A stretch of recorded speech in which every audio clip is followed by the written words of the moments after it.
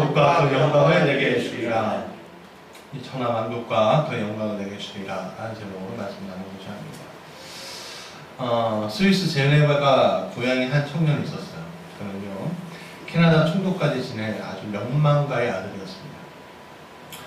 30대 중반까지 잉글랜드, 프랑스, 캐나다에서 살았고요.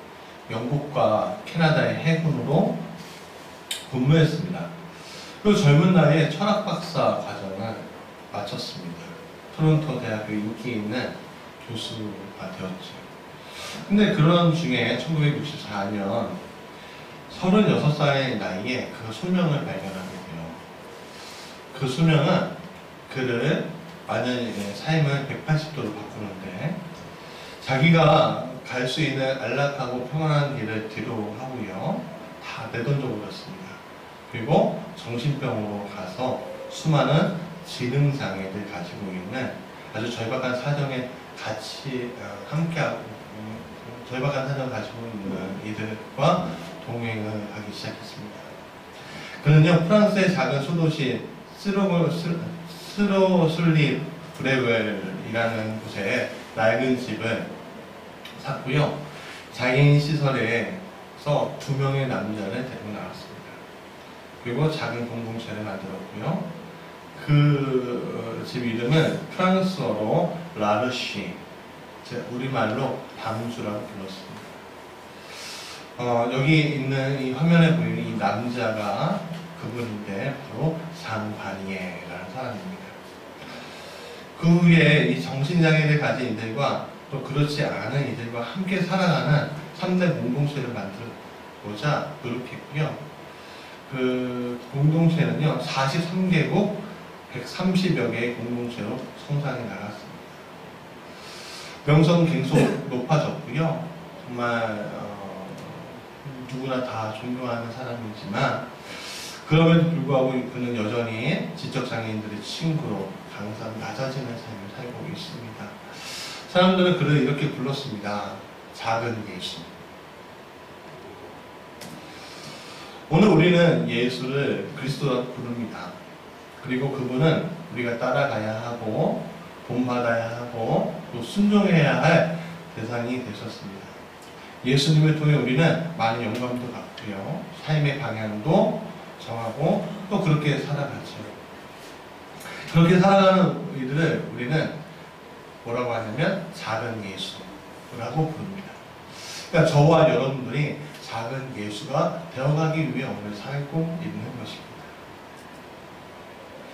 그러나 세상의 유혹은요, 우리를 그렇게 호락호락 작은 예수가 되도록 가만두지는 않는 것 같습니다. 유혹하는 자가 세상에 많은 이미지들을 만들었어요. 또 그런 이미지들을 찾아가도록 교육하게 합니다. 그래서 오늘 우리가 그 이미지를 가지고서 나도 이렇게 성공해야지, 나도 이렇게 살아야지 라고 생각을 해요. 요 근래 한국 교육에 정말 고민이 많이 생겼습니다. 왜냐하면 아이들의 인성이 계속 무너져 가는 것을 보게 되는 거예요. 근데 어떤 분이 그 원인을 어떻게 쓰냐면 취업 교육에 쓰셨습니다. 무슨 말이냐면 취업을 위해서 모든 교육이 다 가는 거예요. 그래서 이공계, 이과 이런 쪽으로 쭉 가고 인문학적 소양은 다 뒤로 물려버렸습니다. 그냥 너희들이 알아서 그 교양을 쌓아. 그러다 보니까 아이들의 인성이나 또 성인이 된 사람들의 인성들이 점차 퇴락해 나가고 오히려 또 퇴폐적으로 바뀌고 하는 것들이 생겼다라고 어떤 분이 분석하는 걸 보았습니다. 그런 것들, 우리가 성공해야지 하는 이미지. 그래서 어떻게 하면 내가 빨리 성공하지? 어떻게 하면 내가 좀 집중하고, 어떻게 하면 내 자녀를 더 좋은 곳에 교육시키고, 어떻게 하면 내 자녀를 더 좋은 곳으로 만들지? 이렇게 우리가 고민하고 삽니다. 그것은 오늘 이 땅에 살고 있는 대부분의 사람들에게 세상의 유혹자가 뿌려주는 먹이입니다. 그리고 이 땅에 계속 그 먹이가 만탄처럼 뿌려주고 있습니다. 사람들은 어떻게 살 것인가가 아닌 어떻게 내가 빨리 성공할 것인가에 많은 가치를 두고 있으면 분명합니다. 근데 이것은 오늘날의 현상뿐만 아니라 성경에서 보여주고 있는 많은 사람들이 가지고 있는 현상 중에 하나입니다. 이것은 오늘 우리만이 겪는 유혹이 아닙니다. 이것은 오늘 본문의 주인공인 예수님도 겪으셨던 유혹이라는 겁니다. 이런 유혹에 대해서 예수님은 어떻게 대처하셨지? 또 마귀가 주는 이 유혹의 본질은 무엇이지? 그것에 대해서 좀 같이 나눠보자 합니다. 첫 번째, 같이 읽어볼까요? 시작. 천하만국과 그 영광은 누구 것인가?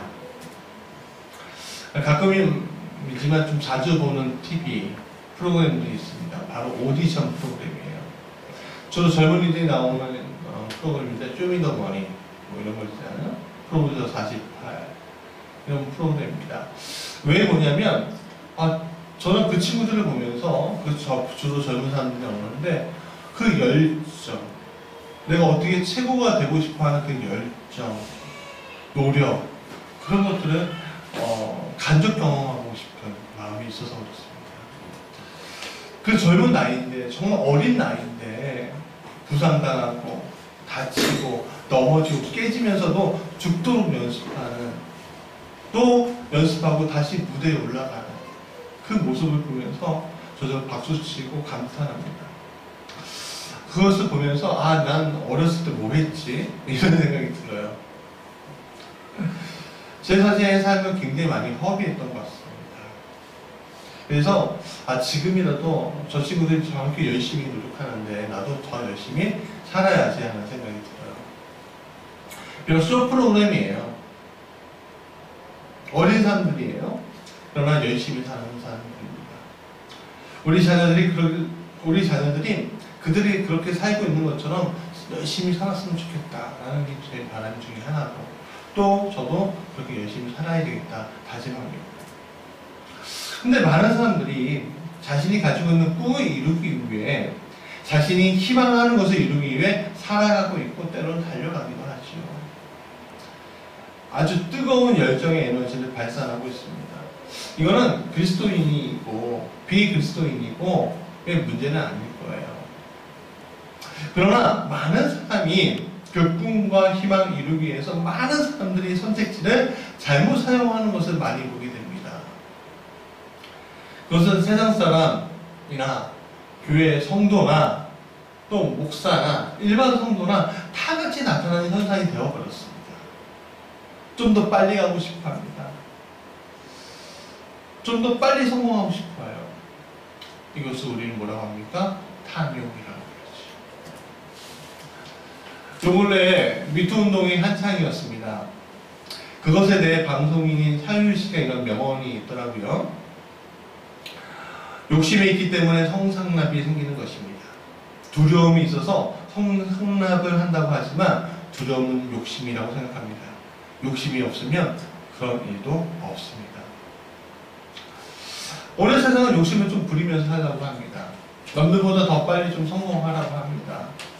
너도 세상 사람들은 저렇게 성공하는데 너도 그렇게 사는 게 올바른 게 아니야? 라고 얘기합니다. 오히려 욕심 부리지 않고 살아가는 게 더 이상한 일이 되어버리고 말았습니다. 오늘 예수님도 우리와 같은 시험의 자리에 서 계십니다. 그분에게 마귀가 이렇게 제안합니다. 나에게 경배한다면 이 모든 천하만국과 그 영광을 주겠다. 그러나 성경을 좀 아는 사람들은 이게 얼마 얼토당토하는 이야기인지 알죠. 왜죠? 천하만국과 그 영광은 본래 누구 것이죠? 주님 것이었어요. 하나님 것이었어요. 마귀 것이 아니었습니다. 마귀는 그저 이 세상 만국, 천하만국과 그 영광을 가로챈 자, 도둑질한 자일 뿐입니다. 주님이 오셨기 때문에 이제 원래 주인이신 예수님께 내어드리는 것이 마땅할 것입니다. 그 천하만국과 그 영광을 말이죠. 그래서 요한복음 10장 10절 빨간 글씨만 읽어볼까요? 시작. 도둑이 오는 것은 도둑질하고 주님은 멸망하시려는 복이요 이야기합니다. 마귀는 내가 새 천하 만국과 그 영광이 자신의 것이라고 우기고 있습니다. 왜 우길 수 있을까요? 그 마귀가 왜 이것을 우길 수 있을까요? 그를 따르는 사람들이 너무나 많기 때문에 그렇습니다. 세상 본연을 사랑하고 따라가는 이들, 우리 마귀를 뒷받침해주고 있는 것입니다. 아직 구원받지 못합니다. 내가 구원받았다고 이야기하면서 마귀를 따라가는 이들이 오늘도 많이 있습니다. 그들이 마귀의 세력을 떠받들고 있습니다. 예를 들어볼까요? 이번에 정부에서 굉장히 강력한 부동산 대책을 내놓았습니다. 이번이 8번째 대책인데 굉장히 초강도라고요. 왜 그렇죠? 계속 집값이 올라서 서민들이 살 수가 없으니까. 근데 왜 집값이 오르냐 분석을 해봤더니 여러 가지 이유 중에 하나가 있는데 가장 큰 이유가 그 아파트 분여율 때문에 얼마까지 내놓으면 안 된다. 만약에 그 이상보다 적게 매물이 나오면 허위 매물로 신고를 했고 그 집을 못 팔게 만든다는 거예요. 그러니까 부동산이 떨어지고 싶어도 떨어질 수가 없는 거죠. 여러분 또 대한민국 판사들 한번 보십시오. 요 근래 나는 그분들이 굉장히 도덕적이고 굉장히 잘 판결하고 있는 줄 믿었습니다. 정의롭게 법과 양심에 따라 판결을 하고 국민들이 세워놨기 때문에 그렇습니다. 그런데 자신들의 치부가 계속 드러나니까 어때요? 자신들이 법 위에 군림하려고 하고 있는 거예요. 우리가 그렇게 됩니다. 세상이 예수님께 돌아오지 않고 마귀 손에 놀아나는 것이 바로 이와 같은 이치입니다. 천하 만국과 그 영광을 사람들은요 자신이 같이 하나님께 돌리지 않습니다. 왜냐하면 하나님 것이 아닌 자신들의 것이 되었다고 생각하기 때문에 그렇습니다. 내가 가지고 있는 이 권리, 내가 가지고 있는 이 권세, 내가 가지고 있는 이 권력, 내가 가지고 누리고 있는 이 것들은 내가 하나님께 받은 거야 라고 착각하면서 살아갑니다. 근데 마귀가 말합니다. 내게 엎드려 경배하면 이 모든 것을 내게 주겠어. 이 음성에 많은 사람들이 굴복하면서 오늘도 살아갑니다. 아니야, 난 하나님 음성에 따라가고 있어 라고 이야기하는 분들이 있지만 대부분 아니 많은 사람들이 그것을 그냥 내 자신을 속이면서 살아가는 일들이 많이 있다는 거예요. 두 번째 같이 읽어볼까요? 시작. 십자가 없이는 아무것도 없다. 예수님께서는 그 천하 만국과 그 영광이 주님 것이라고 하셨지만 그것은 마귀에게 엎드려 경배하는 것으로 되는 것이 아니라 십자가에 못 박히심으로 되는 것임을 알았습니다. 그러나 마귀는 예수님께 아무런 희생도 없고 고난의 길을 걷지 않고 승리의 면류관을 얻으라고 오늘도 유혹하고 있는 것이죠. 예수님께서 행하신 사역은요 굉장히 힘든 고난의 길이었습니다. 예수님은 무리에게 천국 복음을 알려주어야 했고 깨달음이 늦은 제자들에게 천국의 비밀도 알려주어야 했습니다. 또한 전염병이라 당신 사람들이 멀리했던 나병 환자의 피부도 만져냈고요. 굶주림에 지친 사람들에게 빵을 주어야 했습니다. 또 그 당시에 권력을 쥐고 있었던 유대의 종교 지도자들에게 그들과 부딪히고 또 싸워야만 했고요. 또 한 제자에게는 또 팔려야 됐고 다른 제자들에게는 버림받아야만 했습니다. 또 그분은 죄인처럼 결박을 당해야만 했고 재판받아야 됐고 침뱉고 또 채찍질 당하고 모욕당하고 면류관, 가시면류관을 써야 했고 못 박힘을 당해야 했고 조롱당해야만 했습니다. 그리고 마침내 십자가에 죽으시면서까지 상에 찔리는 고난을 당해야만 하는 것이 그분에게 기다리고 있었죠. 즉 예수님의 사역은 부활의 승리를 얻기 전에 고난의 길부터 시작되어야만 했습니다.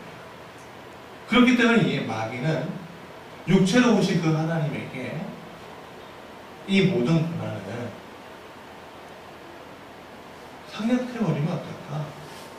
그냥 나에게 절만 하면 너가 고난 당하지 않아도 너가 높임을 당할 거야 라고 속삭입니다. 숨막히게 이어지는 고난의 길, 라틴어로 비아 도로로사, 그 길을 생략해버리고 승리를 얻으라는 겁니다. 내게 엎드려 절하기만 하면 된다고 합니다. 당신이 얻고자 하는 것을 지금 당장 얻을 수 있다고 얘기합니다. 쉽게 갈 수 있는 길, 넓은 길, 이 마귀가 나는 예비하고 있어 라고 얘기합니다. 오늘 교회와 성도가 십자가의 길을 택하는 것이 아니라 더 쉽고 더 빠른 길을 택하고자 한다면 오늘날에도 교회와 성도는 이 마귀의 시험에 당할 수 있습니다. 오늘 긍정이라는 단어로 얼마나 많은 일들이 벌어지는지 모르겠습니다. 어떤 교회에서는 설교자가 또 부흥사가 뭐라고 하면 무조건 아멘! 아멘! 하라고 합니다. 굉장히 무지하고 굉장히 무례하고 그런 욕을 하더라도 우선 아멘 해야 축복받는다는 거죠. 정말 이것이 복음일까요? 또 어떤 메신저는 긍정의 복음이라고 말합니다. 무조건 긍정해야 한다는 겁니다. 내게 주신 말씀도 긍정해야 되지만 지금 상황도 긍정해야 되고 또 내가 주는 메시지도 긍정해야 되고 내가 무리한 욕을 할지라도 긍정을 해야지 너희들이 성공한다고 이야기합니다. 그래서 사람들은 아멘이라고 외칩니다. 왜? 주의 영광을 보려고? 아니요. 나의 영광을 보려고 아멘이라고 외치는 거예요.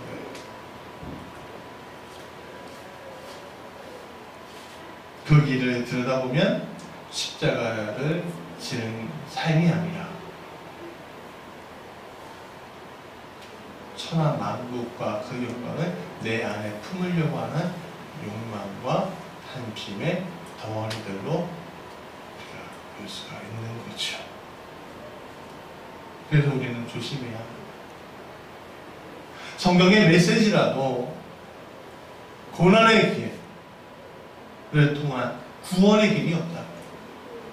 하나님의 마음을 품고 애통해하고 아파하는 일이 없다면 그저 내가 쉽게 갈 수 있는 길, 넓은 길이라고 생각한다면 그것은 고민의 말이다.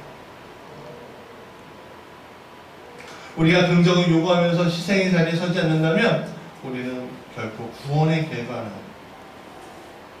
멀어질 수밖에 없는 것이죠. 위로받고 싶고 사랑받고 싶고 치유받고 싶고 인정받고 싶고 그 마음이 우리한테 있죠. 상처받은 우리입니다. 그러나 그 상처를 주님이 대신 지셨습니다. 주님이 먼저 지셨습니다. 그 고난의 길을 가심으로 우리는 마음을 잡아주시고 우리가 가는 그 길이 고난의 길이랄지라도 내가 같이 하고 있으니까 너가 견딜 수 있어 라고 말씀하고 있는 것을 우리가 들어야 합니다. 주님은 마귀와 타협하고 있는 것이 아니라 고난당하시고 아파하심으로 우리와 함께 있는 것입니다. 그래서 우리가 진정한 위로와 사랑, 치유, 인정을 받고 있는 것이죠. 세 번째 같이 읽어볼까요? 시작. 진정으로 받아야 할 것은 오직 예수뿐이다. 마귀의 유혹에 예수님이 이렇게 대답했습니다. 사탄아 물러가라! 기록되었을 때 주 너희 하나님께 경배하고 다만 그를 섬기라 하였느니라. 예수님은 마귀의 제안을 거절했고 말씀을 물리셨습니다. 그럼 그 다음에 남은 게 뭐죠? 평탄하고 더 이상 금식하지 않아도 되고, 더 이상 기도하지 않아도 되고, 더 이상 예배하지 않아도 되고, 더 이상 굶주리지 않아도 되는 그 길인가요? 아니죠. 고난의 길이죠. 희생의 길이죠. 그것만이 예수님께 남았죠. 즉 십자가의 길만이 그분에게 남았지 않습니까? 그러나 우리는 알고 있죠. 그분이 그 길을 가셔야만 한다는 거예요. 꼭 우리가 그분은 그 자리로 보내야만 한다는 거예요. 왜? 우리가 치유받기 위해서.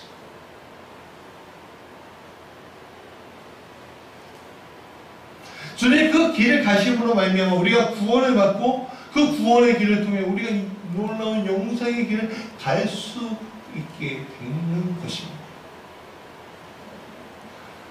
고통도 고난도 없이 신앙생활 할 수 있다고 말하는 것은요, 다 거짓말입니다. 여러분, 신앙생활 하더라도요, 고통 당할 수 있습니다. 고난 당할 수 있습니다. 근데 그것이 주님을 더 풍성하게 누릴 수 있는 고난과 고통이라는 것을 여러분 아셔야 합니다.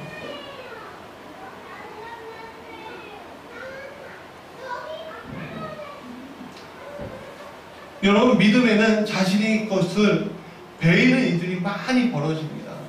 내가 그동안 배워왔던 그 교육, 또 환경, 어떤 가치가 내가 가지고 있었던 것들이 무너지고 베어지게 되는 것입니다. 그럴 때마다 우리는 고통당하고요, 아파하고 눈물 흘릴 수 있습니다. 그럼 거기에는 풍성함이 있어. 시편 119편 71편 빨간 글씨만 같이 해볼까요? 시작. 고난당한 것이 내게 유익이라. 왜냐하면 내가 주의 윤리를 배우기 때문에 그렇습니다. 즉 하나님을 더 알아갈 수 있는 그 풍성함입니다. 하나님을 알아가는 것이 풍성한 삶을 누리는 삶임을 우리가 알아야 합니다. 세상도 줄 수 없고 마귀도 줄 수 없습니다. 오직 주 예수님밖에는 그 풍성한 것을 우리가 누릴 길이 없다는 겁니다. 그래서 우리가 가치가 바뀌어야 되는 것입니다. 세상은 그 풍성함을 세상의 가치, 돈과 물질과 환락과 그런 것들을 행복이라고 이야기해요. 썩어질 것을 나의 삶의 가치라고 생각하는 그런 세상입니다. 그러나 우리는 예수가 나의 가치이고 예수가 나의 힘이시고 예수가 나의 행복이라고 우리의 가치가 바뀌어야 한다는 것이죠. 사랑하는 여러분, 우리가 때로는 자녀를 위해서, 배우자를 위해서, 가족을 위해서 희생을 하고 있죠. 어떤 희생이면 직장에서 희생하고요, 또는 살림에서 희생을 합니다. 근데 그 희생을 통해서 무엇이 나타나죠? 가정이 행복해질 수 있는 거죠. 화목해질 수 있는 거죠. 여러분, 가정에서 나는 희생하지 않을 거야, 나는 대가를 지불하지 않을 거야, 그런 사람들이 1명, 2명, 3명 있다고 해보십시오. 그 가정이 올바로 서겠습니까? 한 가정에 서려면 희생하는 사람이 있어야 하고 모두가 희생하면 더 화목해질 수 있습니다. 그렇죠? 마찬가지입니다. 마찬가지예요. 오늘 우리의 삶이, 우리의 신앙이 어떤 축복과 어떤 긍정과 그런 것들로, 세상적인 어떤 가치로 그것을 내가 가지고자 하는 것이 아니라 내가 주님 앞에서 희생하겠습니다. 내가 주님 앞에서 내놓겠습니다. 내가 주님 앞에서 겸손하겠습니다. 내가 주님 앞에서 그 영광을 내놓겠습니다 할 때 오늘 진정한 행복을, 진정한 구원의 길을, 진정한 풍성한 삶을 우리가 누릴 수 있게 된다는 것이에요.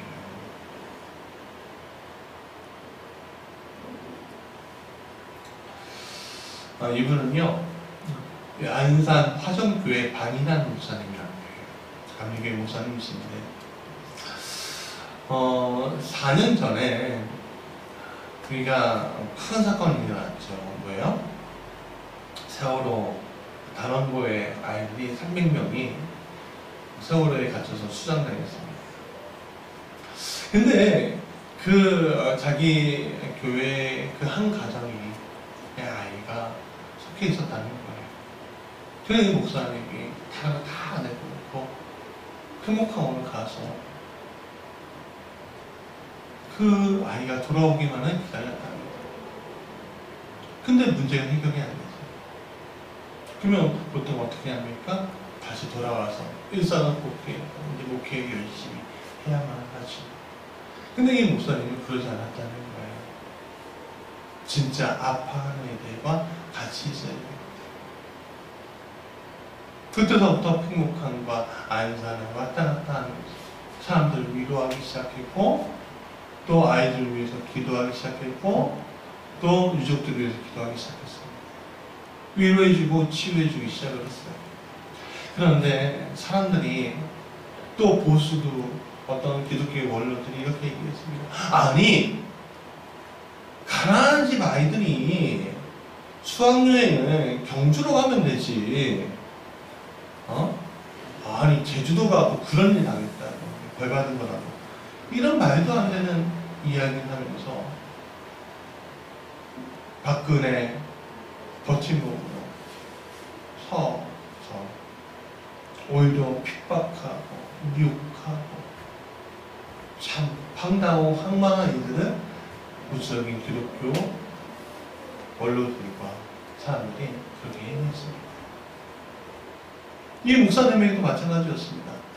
아니 목사님, 아니 이제는 시간이 많이 이렇게 했으니까 그 정도면 됐다고. 이제는 목회하셔야 되지 않겠냐고. 이제는 정상적으로 목회하셔야지. 아니 어떻게 끝까지 물고 끝까지 가냐고. 4년이 지났어요. 정권이 바뀌고 세월호가 2년 됐습니다. 그럼에도 불구하고 이분은 현장에 아직도 있어요. 근데 이분이 이렇게 얘기합니다.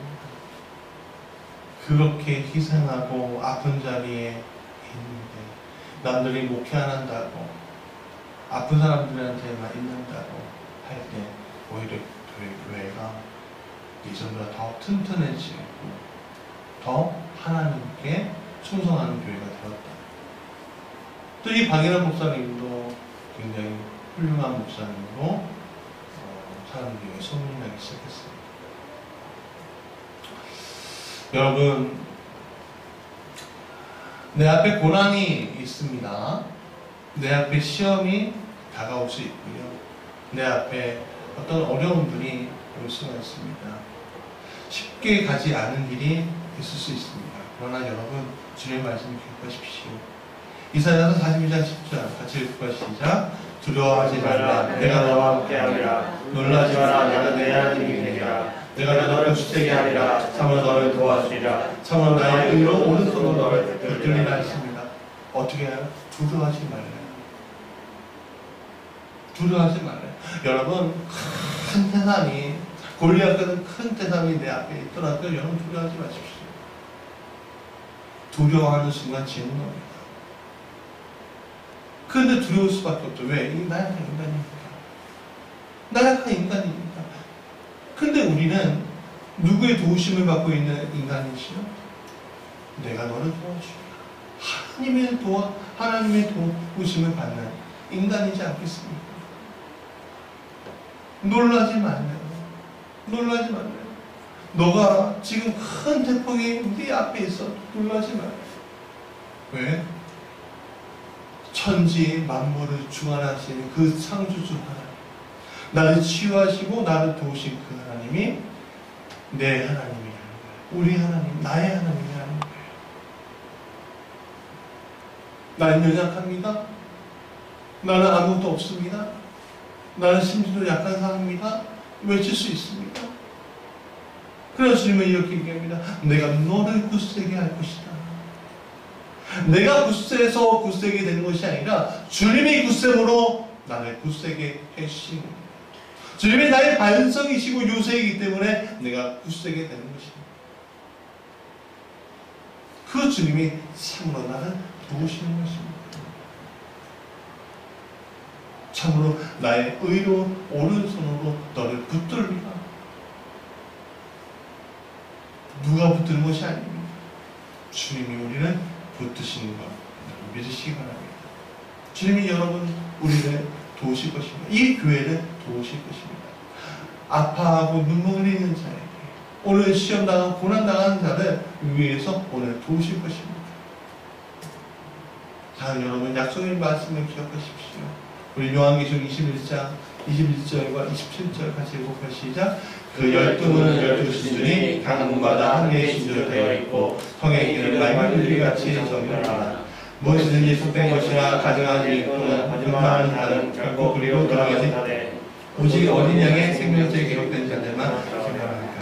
자, 여러분 그것을 견디고 이길 때 12신주문이 여러분들에게 기다리고 있고 맑은 유리 같은 성의 길이 우리를 맞이할 것입니다. 그리고 오직 어린 양의 생명책에 아무개 그렇게 기록된 것입니다. 그것은 남의 것이 아니라 우리 것입니다.